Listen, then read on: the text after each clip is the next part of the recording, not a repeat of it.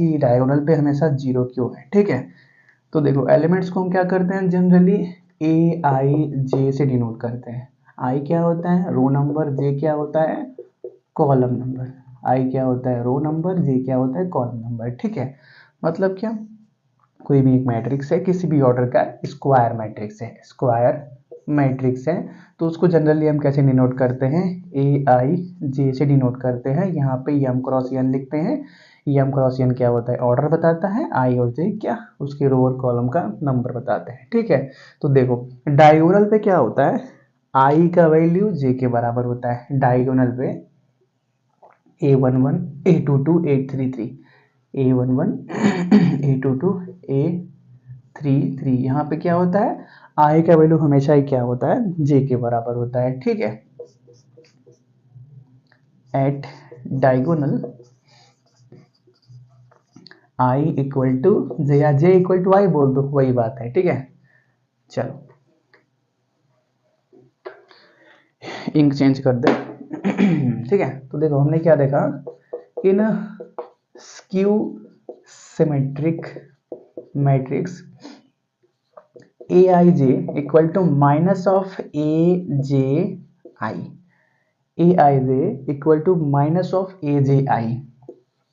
अगर हमारे पास यहाँ पे क्या है माइनस ऑफ ई है तो यहाँ पे प्लस ई है, और यहाँ पे एलिमेंट कौन सा है A12 एलिमेंट है, यहाँ पे एलिमेंट कौन सा है A21 एलिमेंट है। A12 is equal to minus of A21, ये बात क्लियर है ना। बस वही जनरल फॉर्म में लिख दिया कि in skew symmetric matrix A I J equal to minus of A J I for all I and J, जो भी है जितने भी आई और जे आपके पास पॉसिबल है, सभी ए आई जे अपने ए जे आई के निगेटिव पार्ट के साथ होंगे। ये क्या है A13, ये क्या है ये वाला A31 minus F plus F. ठीक है ना, सभी निगेटिव पार्ट के साथ होंगे।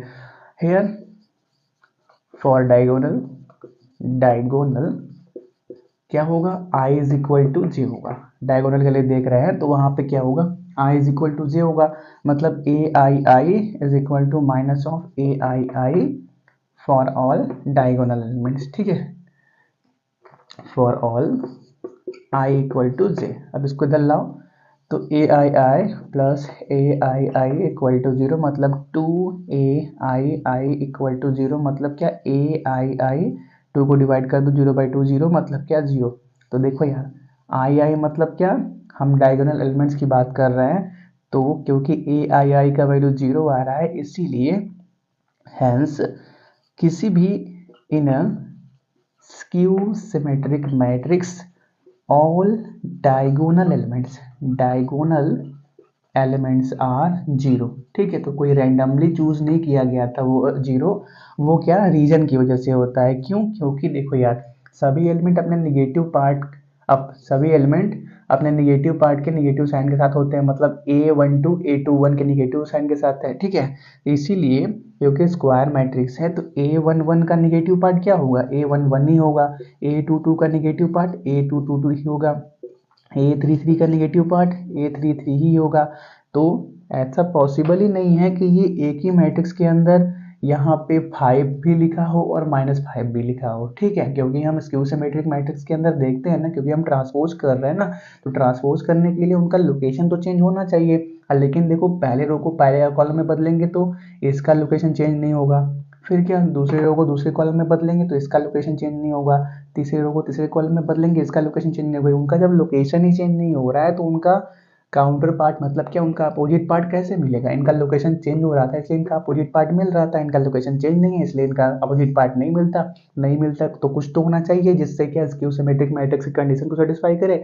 तो इसीलिए क्या हमेशा ही क्या होता है 0 होता है, हमेशा ही क्या होता है स्क्यू सिमेट्रिक मैट्रिक्स के अंदर 0 होता है। ठीक है, इसको नोट करो।